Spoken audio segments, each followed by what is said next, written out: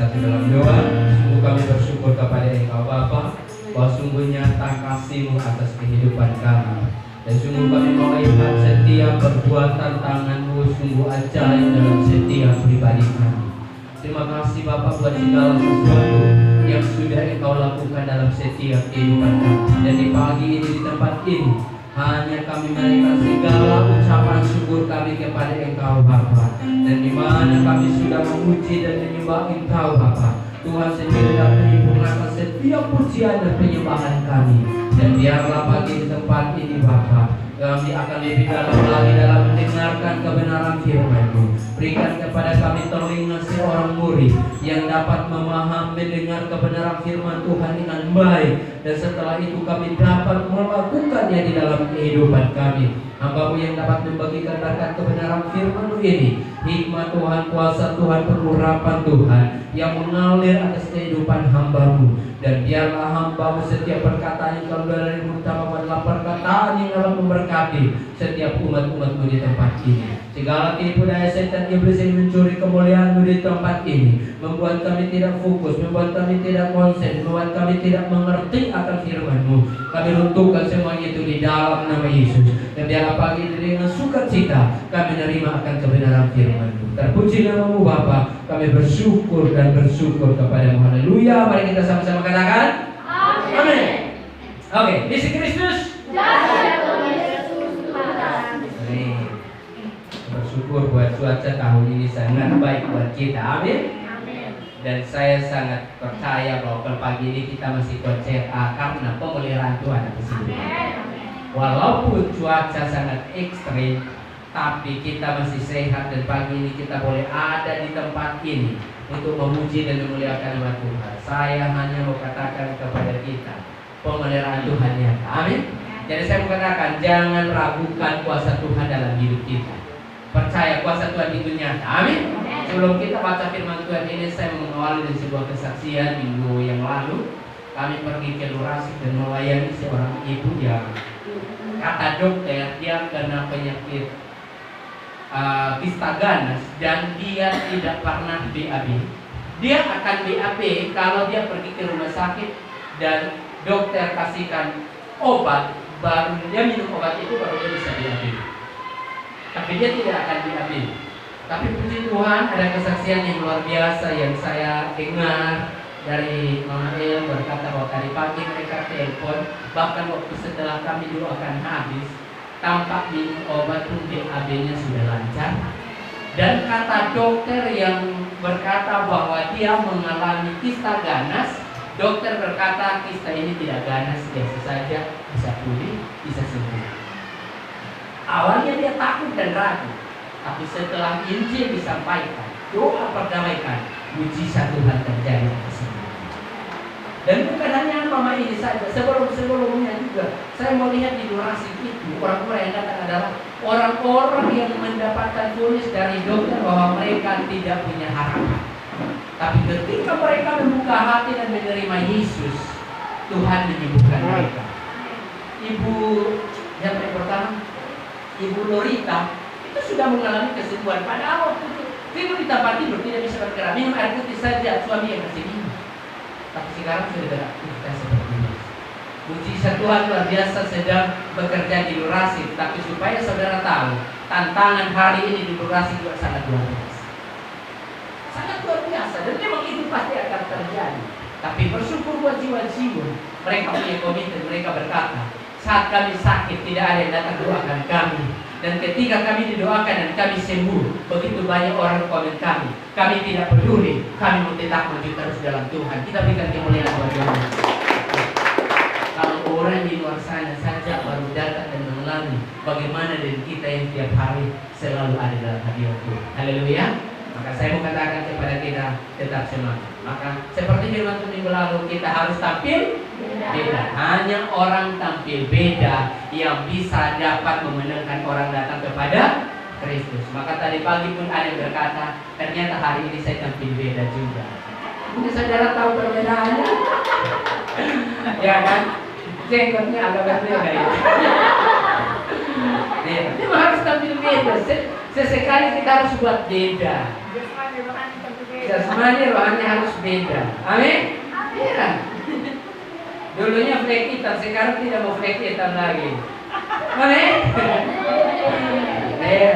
Jadi mari kita harus semakin baik.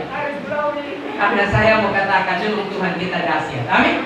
Tuhan kita berkuasa. Dia sanggup melakukan apa saja asalkan kita buka hati kepadanya. Dia sanggup melakukan apa saja. Apapun kata manusia. Tapi saya mau katakan ketika saudara berserah pada Tuhan, perkataan Tuhan pasti berbeda. Amin. Perkataan Tuhan pasti berbeda. Makanya saya mau katakan saya bangga saya bisa melayani Tuhan. Saudara pun harus bangga bisa ada di dalam hadirat Tuhan. Amin. Saudara harus bangga saudara bisa mengenal Tuhan lebih dalam. Mari kita semakin sungguh-sungguh. Oke, kita lanjutkan firman Tuhan di dalam Matius pasal 3 ayat yang ke-10. Kita akan baca bersama-sama. Walaupun cuaca seperti ini, tapi saya harapkan kita jangan mengantuk dalam mendengarkan firman. Haleluya. Walaupun cuaca rasanya ini kalau saya di rumah, jam makan baru bangun. Oke, kita baca sama-sama ya. Matius pasal 3 ayat yang ke-10, 1, 2, 3. Kapak sudah tersedia pada akar pohon, dan setiap pohon yang tidak menghasilkan buah yang baik pasti ditebang dan dibuang ke dalam api. Amin. Firman Tuhan ini dengan tema memiliki kehidupan yang berbuah. Amin. Memiliki kehidupan yang berbuah. Kalau kita berbicara tentang buah, belum tentu saya mau katakan begitu instan langsung terjadi yang namanya buah. Haleluya. Tapi ada proses. Dan kita tahu, dan kalau kita belajar, kita akan tahu bahwa untuk menghasilkan buah itu harus dimulai dari yang namanya pertumbuhan. Kalau tidak ada pertumbuhan, pasti tidak ada yang namanya buah. Saudara tanam buah pohon mangga, ketika pohon itu kalau dia bertumbuh dengan baik, para saudara bisa dapat menikmati yang namanya buah. Betul tidak? Menikmati hasil. Tapi kalau saudara tanam pohon mangga, tapi kalau pohon itu tidak bertumbuh, sampai kapanpun saudara tidak akan menikmati yang namanya buah. Untuk kita menghasilkan buah rohani di sini, saya mau katakan pastikan kita mengalami pertumbuhan rohani. Tanpa pertumbuhan rohani, kita tidak akan menghasilkan buah. Walaupun sejak lahir kita sudah Kristen, itu tidak menjamin untuk kita menghasilkan buah. Walaupun kita sudah pelayan Tuhan, tapi kalau kita tidak patuh sama firman Tuhan, itu pun tidak menutup kemungkinan untuk kita tidak menghasilkan buah. Nah, firman Tuhan pagi ini datang kepada kita supaya kita memiliki kehidupan yang berbuah. Nah, firman Tuhan berkata bahwa kita harus memiliki kehidupan yang berbuah. Nah, bahkan lebih jauh lagi dikatakan firman Tuhan bahwa ada kualifikasi daripada buah yang kita hasilkan. Ada kualifikasi. Karena di sini dia berkata bahwa setiap pohon yang tidak menghasilkan buah yang baik pasti ditebang yang dibuang ke dalam api. Ada kualifikasi. Jadi kalau buah yang kita hasilkan juga, kalau buah itu tidak baik, tetap akan dibuang. Tapi ada kualifikasi sendiri, hanya cuma buah yang baik saja. Amin. Jadi pastikan kita yang ada pagi ini, kita mau menghasilkan buah yang baik. Amin. Buah yang baik kita hasilkan. Artinya kita harus memiliki karakter yang baik. Amin.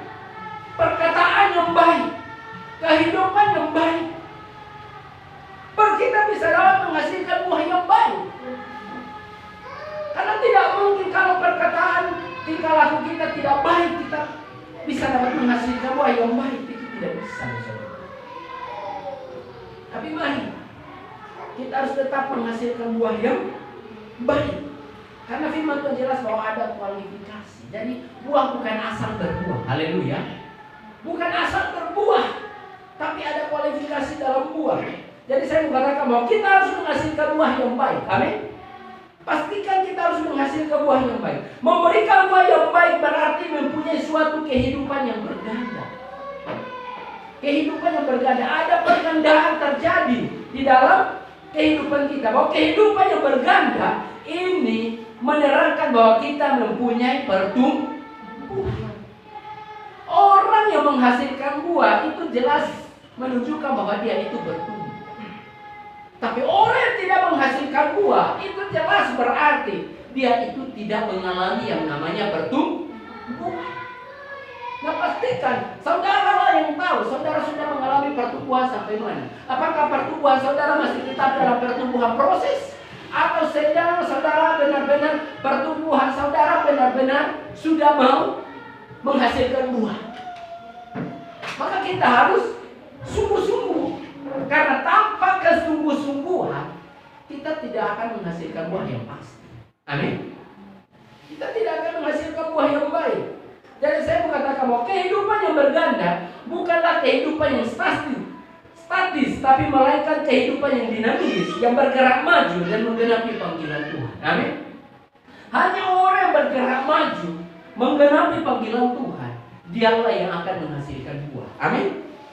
Jadi saya mau katakan kepada saudara kita yang ada pagi ini di tempat ini, bukan saudara, termasuk saya yang menyampaikan kebenaran firman Tuhan ini juga. Firman Tuhan datang kepada kita untuk kita bergerak maju. Amin. Jangan kita tinggal diam, tapi kita harus bergerak maju dalam menanggapi panggilan Tuhan. Orang menanggapi panggilan Tuhan dengan sungguh-sungguh, sudah pasti dia akan menghasilkan buah. Hidup dalam kebenaran firman Tuhan, lakukan kebenaran firman Tuhan. Kita berani tampil beda seperti Elisa, maka kita pasti akan menghasilkan buah. Tapi kalau kita tidak berani tampil beda, jangan harap buah itu kita akan hasilkan. Saya percaya kenapa durasi hari ini benar-benar mengalami mujizat Tuhan begitu luar biasa, walaupun goncengan juga luar biasa, karena ada perbedaan yang ditujukan dari keluarga Bapak Ibu. Itu yang buat mereka bahwa ada apa? Lebih bagus berdoa saja. Ada apa? Lebih bagus berdoa saja. Karena ada perbedaan yang mereka lihat. Nah, itu kita harus tanamkan di dalam diri kita. Haleluya. Supaya kita dapat menghasilkan buah. Coba kita baca dalam Filipi 3 ayat 14. Harus benar-benar menggenapi panggilan. Oke, kita baca sama-sama di depannya. 1, 2, 3. Dan berlari-lari kepada tujuan untuk memperoleh hadiah, yaitu panggilan surgawi dari Allah dalam Kristus Yesus. Untuk menggenapi panggilan surgawi bukan tinggal diam, tapi di sini berkata berlari-larilah kepada tujuan untuk memperoleh hadiah. Kamu lihat keluarga dari Bapak El saat ini sedang tiap hari Rabu mereka berlari-lari ke Durasi. Haleluya. Karena mereka tahu bahwa hadiah mereka ada di Durasi sana, yaitu jiwa. Kita yang ada di Atambua pun hadiah kita sudah siapkan. Ayo tiap hari Rabu berlomba-lombalah datang ke setiap misi selingan. Amin. Karena hadiah saudara sedang tersedia di sana. Hanya orang yang berlari-lari bersemangat menggenapi panggilan Tuhan yang akan memperoleh hadiah. Jadi saya mau katakan di sini bahwa semua kita mempunyai panggilan surgawi. Amin. Katakan kepada kiri kanan saudara, kamu punya panggilan surgawi dalam hidupmu. Semua kita punya panggilan surgawi, tidak bilang tidak. Haleluya. Kita semua memiliki panggilan surgawi. Panggilan surgawi itu sungguh sangat indah dan mulia. Amin. Panggilan surgawi sungguh sangat indah dan mulia. Ayo katakan lagi, panggilan surgawi itu indah dan mulia. Saya percaya semua kita rindu melihat sesuatu yang bagus, betul tidak? Sesuatu yang indah, sesuatu yang mulia, itu pasti kita bangga. Nah, firman Tuhan jelas berkata bahwa panggilan surgawi itu sungguh sangat indah dan sangat mulia. Panggilan surgawi berbeda dengan panggilan pekerjaan. Amin. Panggilan surgawi sangat berbeda dengan panggilan duniawi. Panggilan surgawi sangat berbeda dengan panggilan apapun yang ada di dunia ini. Nah, coba kita baca di dalam Efesus 1 ayat 18.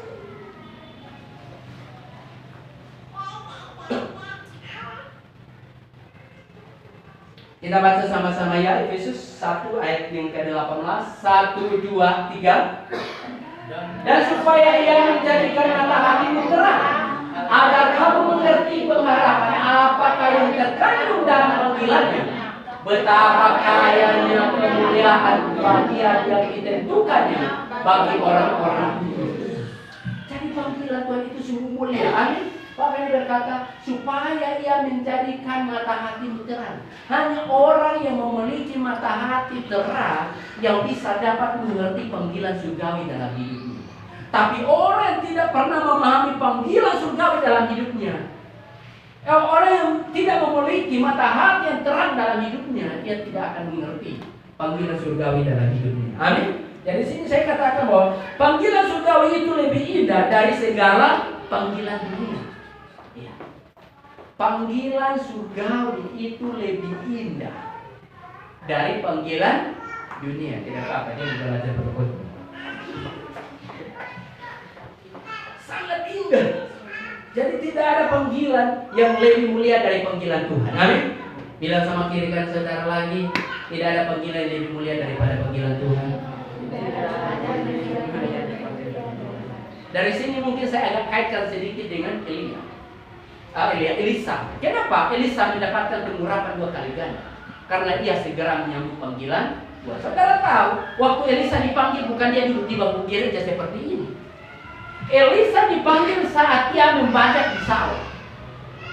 Elia datang dan membuka jubahnya dan pukulkan ke bahunya, dan dia langsung meninggalkan kerbau-kerbaunya dan sawahnya, dan dia langsung mengikuti Elia. Kenapa Elisa bisa dipanggil di saat ia bekerja di sawah? Karena Elisa benar-benar orang yang rajin, orang yang sungguh-sungguh bekerja, sehingga ia dipanggil. Kalau kita baca di Raja-Raja itu jelas Elisa segera menyambut panggilan Tuhan, sehingga ia mendapatkan urapan 2 kali. Kadang kita mau pengurapan itu, kita mau puasa itu, tapi jujur kadang kita mau berdoa saja kita malas. Tapi kita mau pengurapan, kita mau mujizat. Ini tidak bisa terjadi. Nah, lalu mungkin kita balikan. Lalu kenapa orang-orang tidak pernah hidup di dalam kebenaran? Lalu saat mereka datang kepada Tuhan, mereka mengalami mujizat. Karena saat firman Tuhan disampaikan, hati mereka terbuka, sehingga mujizat Tuhan Kalau kita, karena mungkin kita sudah biasa, makanya kenapa kita tidak alami? Karena kita menganggap firman Tuhan itu sesuatu yang bukan sesuatu yang luar biasa, sehingga kita tidak mengalami lagi yang namanya mujizat. Karena bagi kita ibadah itu biasa. Haleluya. Tapi pagi ini saya mau katakan, ibadah itu bukan sesuatu yang biasa. Amin. Tapi ibadah itu adalah sesuatu kerinduan kita untuk berjumpa dengan Tuhan. Di situ baru kita bisa dapat mengalami yang namanya mujizat. Jadi saya mau katakan bahwa kita harus mempunyai mata hati yang terang untuk dapat mengerti panggilan surgawi. Membutuhkan mata hati yang terang untuk mengerti panggilan surgawi. Kita harus mempunyai mata hati yang terang untuk mendapatkan buah dan memiliki buah yang tetap. Hanya orang yang memiliki mata hati yang terang yang akan menghasilkan buah. Dan buah itu pasti tetap, kata firman Tuhan. Pastikan kita menghasilkan buah yang tetap. Oke. Saya akan ngomong firman Tuhan sampai hujan berhenti, supaya kita pulang dengan roh. Amin. Haleluya. Jadi kita harus menghasilkan buah yang tetap. Coba kita baca Yohanes. Ini kita belum masuk di poin ini. Ini baru pemula. Oke, kita baca sama-sama. Yohanes 15 ayat 16. 1, 2, 3. Bukan kamu yang memilih aku, tetapi Allah yang memilih kamu. Dan aku telah menetapkan kamu supaya kamu pergi dan menghasilkan buah, dan buah itu tetap, supaya apa yang kamu minta kepada Bapa dalam namaku diberikannya kepadamu. Amin. Dikerjakan dengan firman Tuhan ini. Bilang lagi kiri kanan, katakan bahwa bukan kamu yang menjadi tempat ini ya, tapi Tuhan yang menjadi kamu ada di tempat ini. Haleluya. Pastikan bahwa saudara bukan yang memilih untuk datang ke Lurai, tapi saudara harus tahu Tuhan yang memilih saudara, menetapkan saudara untuk ada di tempat ini. Amin. Dan saya lihat itu benar-benar terjadi. Beberapa orang sudah berjuang untuk mau pergi-pergi, tidak tahu pergi-pergi karena Tuhan yang tarik bagaimana. Kalau Tuhan yang tarik berjuang untuk mau pergi pun tidak bisa, bahkan ada yang lari sampai Surabaya cuma 1 minggu pulang, seperti pergi berlibur. Jadi harus paham sudah, miliki mata hati yang terang sudah untuk mengerti panggilan surgawi. Jangan kabur-kabur lagi. Amin. Saudara kabur, saudara berurusan dengan Tuhan, bukan berurusan dengan saya. Amin. Bersyukur. Mungkin mau pergi berlibur lah. Jadi mana? Kita semakin semangat, kita semakin bangkit. Karena kita yang ditetapkan, kita yang dipilih oleh Tuhan, bukan kita yang memilih Tuhan. Haleluya. Kita yang dipilih Tuhan, bukan kita yang memilih Tuhan. Dan di sini berkata, kalau Tuhan menetapkan, di sini berkata, aku menetapkan kamu supaya kamu pergi dan menghasilkan. Jadi kalau Tuhan memilih kita di tempat ini, bukan terus-terus kita di tempat ini, tapi kita harus pergi. Katakan kiri kanan saudara, pergi. Tapi bilang sama dia, jangan sekarang, ya saya ibadah baru pergi. Kalau saudara pergi sekarang, maka saya bakal kursi kosong. Katakan saya ibadah pergi sudah. Cari buahmu, pastikan buahmu itu tetap. Haleluya. Buah kita pasti tetap, kata firman Tuhan.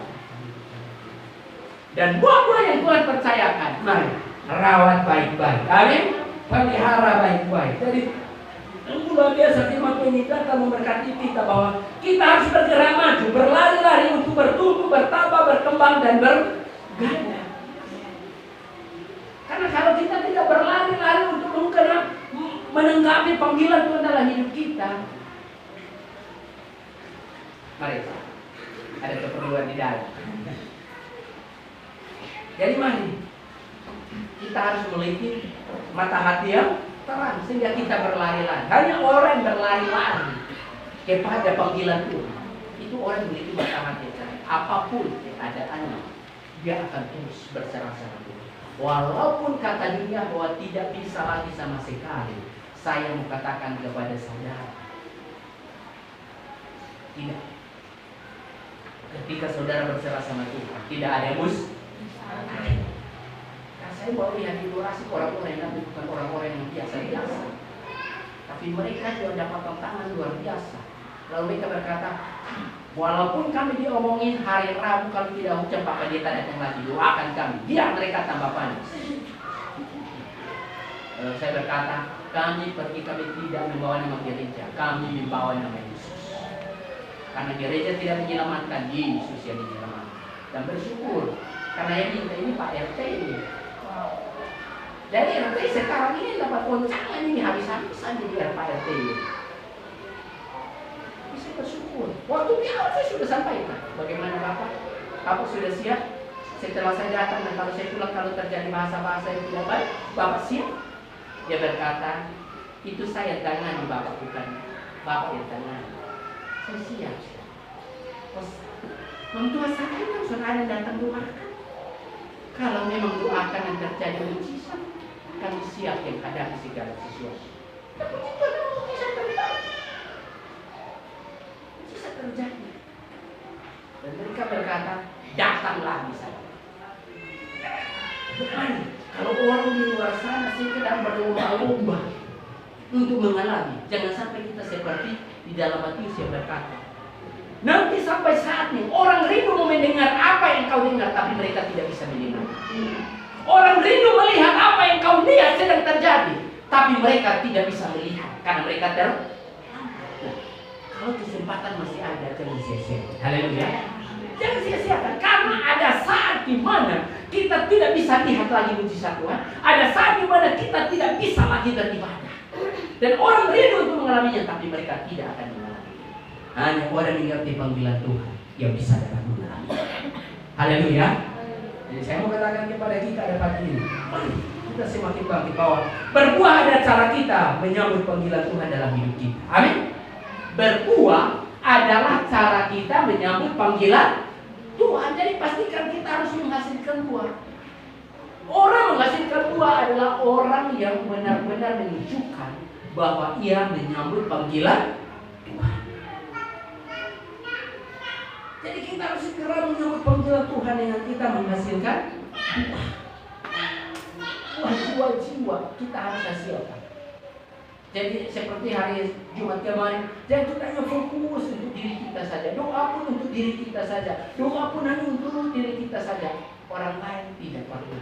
Orang-orang kudus tidak pernah. Orang-orang yang bergerak dalam pekerjaan Tuhan tidak pernah kita doakan. Tapi mari, saya yakin bahwa Tuhan yang memilih dan menetapkan kita. Dan kita menghasilkan buah-buah itu pasti tetap. Buah yang tetap. Bukan buah yang asal-asal buah. Tidak.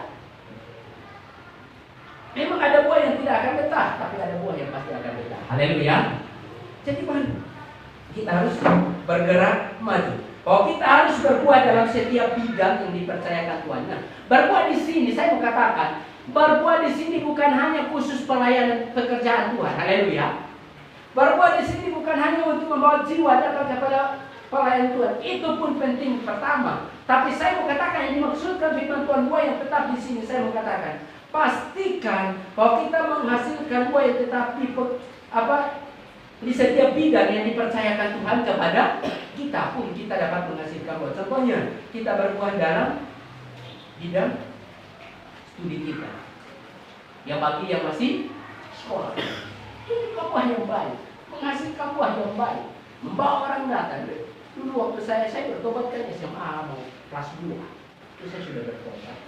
Dan itu saya tunjukkan sampai di sekolah itu bukan hanya teman-teman sekolah saya saja yang panggil pendeta. Kepala sekolah pun panggil saya pendeta. Sampai waktu itu, waktu mau ibadah, kepala sekolah saya bilang, sudah Yunus yang bawa firman, saya tahu secara lain-lain. Iya. Sampai kepala sekolah sendiri tawarkan saya untuk sekolah pendeta. Tapi saya tolak, saya berkata saya tidak suka jadi pendeta. Tapi ternyata jadi pendeta juga. Ya saya tolak, dia berkata saya yang tanggung uang kuliahmu. Yang penting kamu tinggal dengan saya. Saya bilang, ibu saya tidak suka jadi pendeta. Cukup saya bertobat, saya sudah cukup. Cukup saya selama, saya sudah cukup. Tapi ternyata Tuhan bawa saya di bidang. Awal saya tidak mengerti. Seperti waktu kami doa semalam ya, Pak Mesak berkata bilang begini, mungkin awal saudara tidak mengerti, coba ikut saja, berjalan waktu saudara akan mengerti. Memang saya dulu seperti itu, tidak mengerti apa-apa, ikut saja. Lama-lama, oh iya ya, ini yang Tuhan mau dalam hidup saya. Saya percaya kita semua pasti begitu. Apalagi Mama El, saya ikut karena Bapak El. Mama El itu bukan karena Bapak El, memang dia punya kepribadian yang berbeda. Makanya satu berkata tanya, kenapa engkau tertarik dengan Berkesmela? Dia berkata, karena dia pria yang berbeda.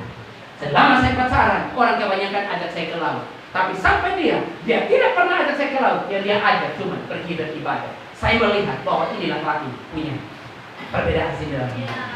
Ini yang luar biasa. Makanya buat yang perempuan-perempuan di sini, jangan tertarik dengan laki yang ajak jalan-jalan. Nanti ada masalah dia jalan-jalan tinggal saudara stres gitu. Tapi yang ajak saudara ke gereja supaya ada masalah, dia ajak saudara cari Tuhan. Amin. Harus berbeda, amin. Baru bisa menghasilkan buah. Jadi mari. Jadi harus menghasilkan buah di setiap apa yang Tuhan percayakan bagi kita. Amin. Menghasilkan buah di dalam rumah tangga kita. Amin. Di rumah tangga kita pun pastikan kita menghasilkan buah yang baik.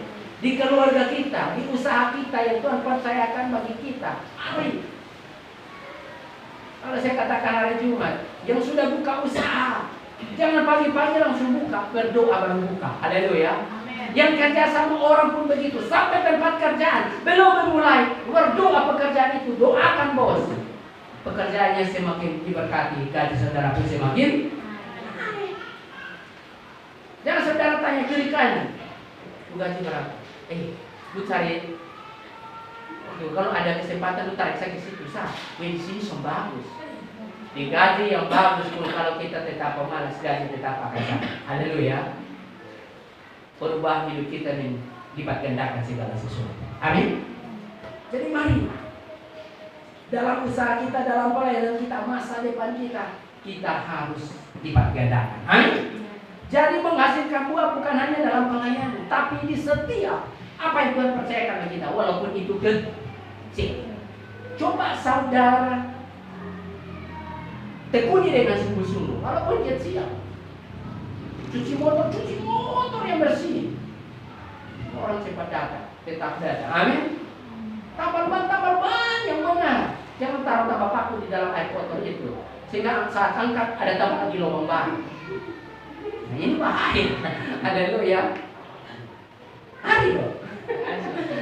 Ini saatnya saya tahu biasa. Jadi mari. Tambal ban yang baik supaya orang jalan sampai 2-3 minggu mau bulan baru pecah lagi ditambahkan, tapi bukan di lubang yang sama dulu orang tambal ban. Walaupun bisa dihidup dia bilang saya dorong sapi 2 orang. Jadi mari hasilkan buah di dalam setiap kinerja kita. Amin. Yang buka usaha yang orang dengan ramah. Jangan simpang. Mau dibengkel sana sesempuan lagi. Pak, kalau berhasil. Kalau begini orang datang 1 kali saja. Cuci motor cuma ngomong. Ini motor lumpur semua berbau datang habis sekali itu air sah. Haleluya. Yang buka kios, mereka dengan ramah. Amin. Bagaimana dia apa? Oh iya, aduh tidak ada sayang nih. Nanti saya cari lagi, saya taruh. Di depan datang lagi pasti ada ya sayang. Sana ada. Oh lu dicari lagi sah. Nah sini juga. Haleluya. Oh ini hari yang sederhana, betul tidak? Tapi punya yang mendalam. Jadi mari untuk menghasilkan buah ramah. Amin. Jangan hanya ramah sama pacar sah. Pacar yang marah hari ini SMS minta maaf dari malam sampai pagi. Orang tua yang marah dia minta maaf. No. Ini repot saudara. Ini repot. Haleluya. Saya percaya bahwa Tuhan yang menetapkan kita.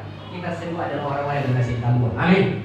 Kita adalah orang-orang yang menghasilkan buah di setiap bidang kita, di setiap bagian kita. Asalkan kita semangat saja untuk menanggapi yang namanya panggilan Tuhan. Jadi saya mau katakan bahwa Tuhan ingin kita menghasilkan. Nah ini Tuhan ingin kita bilang dirikan saudara, Tuhan mau kau menghasilkan. Jadi jangan tidak mau menghasilkan apa-apa. Talenta yang ada, hasilkan buah. Amin. Setiap apa yang Tuhan percaya, hasilkan buah. Jangan pendam itu talenta yang ada lalu saudara tidak menghasilkan buah. Sementara Tuhan rindu kita menghasilkan buah. Hanya orang yang bekerja, yang berjuang yang bisa menghasilkan buah. Betul tidak? Hanya orang yang bekerja yang bisa dapat menghasilkan hasil. Kalau tidak bekerja bagaimana mau menghasilkan hasil? Jadi mari kita harus berjuang untuk dapat berbuah. Oh, itu sebabnya Tuhan memberi pertumbuhan kepada kita. Tujuan Tuhan memberi pertumbuhan kepada kita adalah untuk menghasilkan. Amin. Tujuan Tuhan memberikan pertumbuhan dalam hidup saudara dan saya untuk menghasilkan buah. Itu kita harus paham dalam hati. Tidak secara kebetulan Tuhan memberikan pertumbuhan. Tuhan punya tujuan harus menghasilkan di setiap kali kita. Yang sumasa, pintar masak yang benar, amin. Masak yang sungguh. Jangan sampai pas emosi, taruh garam banyak-banyak, makan sudah, tidak ada uang. Saya percaya Mbak Dini tidak begitu. Walaupun begitu banyak anak, banyak karakter, tapi tetap sediakan makanan yang enak. Atau pakai eta begitu kan? Cuma kode supir, muampi kode makan sesudah. Saudara, dan cara yang tulus. Amin. Berbuat sesuatu lagi yang ketulusan. Karena tujuan Tuhan memberikan pertumbuhan untuk kita menghasilkan. Tujuan Tuhan membawa kita, Tuhan menyelamatkan kita supaya kita dapat menyelamatkan orang. Jadi jangan fokus untuk diri sendiri. Mari kita berdoa. Saya tiap kali saya selalu doakan kepala-kepala bidang yang sudah memasukkan kerja jangka pendek. Saya tidak langsung kerjakan dulu, tapi juga saya mendo. Ya, saya lihat sudah ada hasilnya itu di bagian PU. Memang mereka punya sudah berjalan. Ya sudah ada hasil. buat sekolah minggu, saya melihat sudah mulai dan terus berubah. Mari tingkatkan terus. Yang lain-lain lagi, mari kita terus berjalan. Percaya bahwa Tuhan yang menetapkan saudara. Haleluya. Kita menetap. Jangan ragu. Setiap saudara dipercayakan di mission sale, percaya Tuhan yang menetapkan saudara situ. Pasti mission sale itu akan berganda. Amin. Percaya saja. Jujur waktu Bapak dan Mama yang mau ke Lurasi, mereka pergi malam-malam. Saya pikir mereka pergi untuk apa? Tidak bagaimana, perlu apa? Kata pendeta. Kan kita sepakat toh, dan kami sudah memesan untuk buka mission sale sana.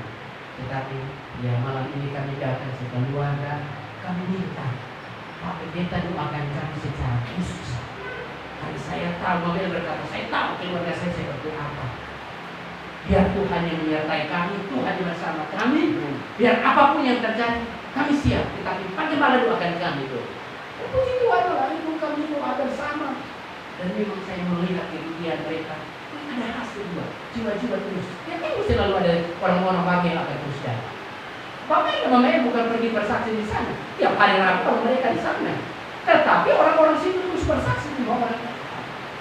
Bahkan ada satu keluarga lagi yang benar-benar mereka radikalan, apa keluarga Om Frank.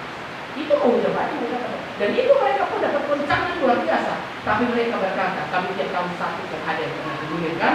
Sekarang kami sehat bergosong sama banyak. Jadi mari kita semakin semangat. Amin. Coba kita baca 1 Korintus 3 ayat 6 dan 9. 6 dan 9. Oke. Setelah ini 9 ya. Kita baca sama-sama. 1, 2, 3. Aku menanam, Apolos menyiram, tetapi Allah yang memberi pertumbuhan. 9. Sama-sama. 2, 3. Karena kamu adalah kawan yang sekerja Allah. Kamu adalah ladang Allah, bangunan Allah. Ladang. Saudara garis bawahi ladang. Saudara tahu arti ladang? Ladang artinya harus menghasil. Tidak mungkin saudara bekerja di kebun, kerja di ladang, lalu tidak menghasilkan. Tujuan dari saudara kerja kebun, tujuan dari saudara kerja ladang adalah menghasilkan. Tujuan dari saudara bekerja adalah menghasilkan. Nah, firman Tuhan berkata bahwa kita adalah ladang Allah, bangunan Allah. Berarti kita harus menghasilkan untuk Tuhan. Amin. Tidak membawa jiwa-jiwa bagi kerajaan. Nah, di ayat yang kedua dia berkata bahwa kita adalah kawan sekerja Allah. Apolos menanam, siapa yang menyiram? Ayat yang tadi. Oh, Apolos menyiram. Tuhan yang menumbuhkan. Tuhan memberi pertumbuhan. Paulus berkata, aku yang menanam. Apolos menyiram, Tuhan memberi pertumbuhan. Artinya saudara kita hanya benih saja dan kita akan dengan Tuhan. Pertumbuhan itu datang dari Allah. Dan pertumbuhan itulah yang akan menghasilkan buah. Nah, saya mau katakan bahwa jika kita sadar bahwa kita adalah ladang Tuhan, maka kita juga harus mengerti bahwa ladang mempunyai tujuan utama untuk memberikan hasil, yaitu buah-buah yang baik. Jadi kita harus menghasilkan buah-buah yang baik kalau kita di ladangnya Tuhan. Nah, kalau kita tidak mau menghasilkan, maka seperti di Matius 3 ayat 10 berkata bahwa kapak sudah tersedia di bawah pohon. Setiap pohon yang tidak menghasilkan buah yang baik pasti ditebang yang dibuang. Buah yang baik. Jadi menghasilkan tapi buah itu tidak baik itu tetap dibuang karena ada kualifikasi dalam berbuah. Kita kalau petik buah pun kita mesti pilih lagi yang bagus. Orang kerja sawah saja, padi saja, dia akan memilih bibit yang bagus untuk tahun depan dia tanam lagi. Lalu yang lainnya untuk dia makan atau dia jual. Nah, Tuhan pun demikian loh saudara. Ketika saudara sungguh-sungguh mengabdi, saudara akan dipilih Tuhan sebagai bibit yang bagus untuk dipakai, untuk terus menghasilkan buah. Maka pastikan bahwa kita adalah orang-orang yang terus dipercaya untuk menghasilkan buah. Karena itu tujuannya Tuhan. Nah, kita akan masuk lagi bahwa kalau kita berbicara tentang ladang, firman Tuhan berkata bahwa ada 4 kondisi daripada tanah yang melambangkan kondisi hati kita. Kalau kita melihat waktu Yesus memberi perumpamaan bahwa ada seorang penabur yang keluar menabur. Dia ada yang menabur di pinggir jalan, ada yang di tanah yang berbatu-batu, lalu ada yang di semak, lalu ada yang di tanah yang subur. Jadi kalau kita baca firman Tuhan dan kalau kita berbicara ladang, berarti ada 4 kondisi tanah yang sedang terjadi. Dan ini kita akan bahas poin demi poin lah. Ini kita masuk poin. Haleluya. Ada 4 kondisi tanah. Jadi tidak semua tanah menghasilkan. Coba kita baca Matius 13 ayat 1 sampai 9.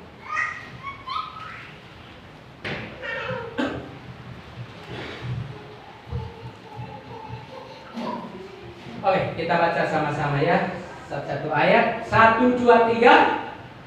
Pada hari itu keluar Yesus dari rumah itu dan duduk di tepi danau. Maka datanglah banyak berbondong-bondong lalu turuni dia, sehingga dia naik ke perahu dan duduk di situ.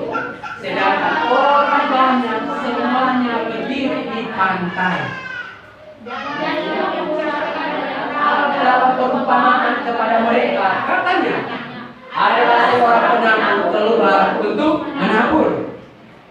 Pada waktu itu dia menabur sebagian benih jatuh di pinggir jalan, lalu datanglah burung dan memakannya sampai habis. Sebagian jatuh di tanah yang berbatu-batu, itu dapat di tangannya. Lalu benih itu pun segera tumbuh karena tanahnya tipis. Tetapi sesudah matahari terbit, layulah ia dan menjadi kering karena tidak berakar. Sebagian lagi jatuh di tanah kuri, lalu makin semak itu dan menghidupnya sampai mati. Dan sebagian jatuh di tanah yang baik, lalu berbuah, ada yang 100 kali lipat, ada yang 60 kali lipat, ada yang 30 kali lipat. Siapa bertelinga hendaklah ia mendengar. Hanya orang yang sungguh-sungguh mendengarkan firman Tuhan dengan baik dan benar yang akan dapat menghasilkan. Nah, kalau Tuhan yang menetapkan kita, pastikan kepercayaan Tuhan kepada kita harus jaga. Amin. Nah, di sini yang pertama di sini adalah benih di pinggir jalan. Benih di pinggir jalan atau tanah yang keras. Lalu benih itu tidak tumbuh sehingga dicuri oleh burung atau musuh. Saudara tahu benih yang keras, tanah yang keras ini melembabkan sikap hati kita. Bahwa ada orang juga yang memiliki sikap hati yang keras. Saat firman Tuhan disampaikan, dia tidak peduli dengan kebenaran itu. Dia memiliki hati yang keras, yang tidak mau diatur oleh kebenaran. Dan orang seperti ini tidak akan pernah mengalami yang namanya pertumbuhan. Jangankan benih itu tumbuh, tidak akan tumbuh sama sekali. Karena firman Tuhan berkata, musuh datang mengambil benih itu. Jika benih itu tidak tumbuh, karena dia memiliki hati yang keras. Ini poin yang pertama. Jangan sampai kita di sini, janganlah kita memiliki hati yang keras dalam mendengarkan kebenaran firman Tuhan. Karena ini yang akan membuat kita dapat menghasilkan. Kalau tidak, kita tidak akan menghasilkan. Kalau poin yang kedua, secepatnya di sini.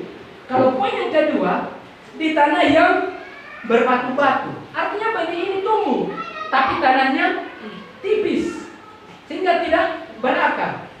Ini berbicara tentang penganiayaan. Saat dia mendengar firman Tuhan, dia bersemangat, tapi ketika intimidasi datang, dia tidak tahan dan dia mundur. Ini benih yang tumbuh di tanah yang berbatu-batu, yang tanahnya itu tipis, tidak berakar. Ketika aniaya datang, ancaman datang, mundur. Dan banyak hal yang terjadi. Jadi saya mau katakan kepada kita di sini, jangan kita seperti benih yang ditanam di tanah yang berbatu-batu, yang tanahnya tipis. Lalu ketika ada goncangan, ada ancaman, kita mundur, kita menjauh, kita lari daripada panggilan Tuhan yang sebenarnya. Kita lari daripada panggilan Tuhan. Tapi saya mau katakan kepada saudara yang ada di tempat ini, belilah tanah yang subur. Amin. Kalau poin yang ketiga, disemak belukar. Nah, tanah yang sudah diisi oleh tanaman lain. Tanah yang diisi oleh tanaman lain, yaitu kekhawatiran dan kemewahan dunia lainnya, sehingga saat dengar firman Tuhan, tapi ketika kekhawatiran muncul, dia sudah tidak sanggup lagi. Takut inilah, takut itulah, itulah. Ketika kita tanamkan kekhawatiran dalam hidup kita, ini kita seperti benih yang ditanam di semak duri, sehingga tumbuh tapi tidak menghasilkan, malah terhimpit sampai mati. Tidak bisa karena banyak kekhawatiran yang terjadi dalam kehidupan. Saya mau pergi tapi nanti begini kemana? Nanti orang saya begini kemana? Saya pergi mana? Nanti kalau terjadi apa-apa bagaimana? Dan ini dia.